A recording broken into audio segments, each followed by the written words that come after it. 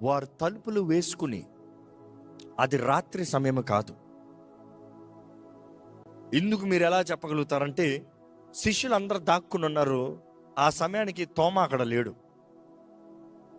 అది రాత్రి సమయం కాదు, దాగి సమయానికి అందరూ లోపల గూడులో చేరి తలుపు వేసుకుని పడుకుంటారు. ఆయన చేరేటప్పటికి తలుపులు వేస్తున్నాయంట. ఆ మహిమ శరీరముతో ఆయన తలుపుల్లో నుండి లోపలికి వచ్చాడంట.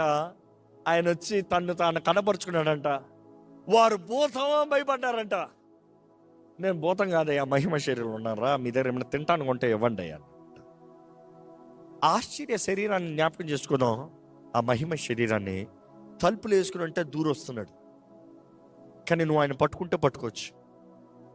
అదే సమయంలో మీ దగ్గర ఏమైనా తింటాను కొందా అంటున్నాడు, తింటున్నాడు, మరలా మాయమవుతున్నాడు. మీకు తెలుసా అండి, ఆ శరీరం ఎవరెవరైతే క్రీస్తుతో పాటు ఎత్తబడతారో వారందరూ కూడా అనుగ్రహించబడుతుందని, అండ్ వారు కూడా ఆ స్పీడ్లో ట్రావెల్ చేస్తారని. Do you know that? అదే మహిమ శరీరము అని బైబిల్ తెలియజేస్తుంది. ఈ భూమి శపించబడింది, ఈ నేల శపించబడింది. ఈ భూమిలో ఉన్నకాలం నువ్వు ఎంతసేపు అని ఎంత పైకి ఎగురు కిందకి పడతావు, ఎంత పైకి ఎగురుతావు అంత కిందకి పడి దెబ్బ పడుతుంది. కన్నా యేసు ప్రభు జ్యోతిర్మయుడైన దేవుడు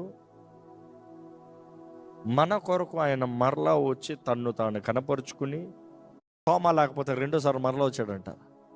నా గాయాల వేలు పెట్టి చూస్తావారా, చూసి నమ్ముటానికన్నా చూడక నమ్ముతాం మేలు.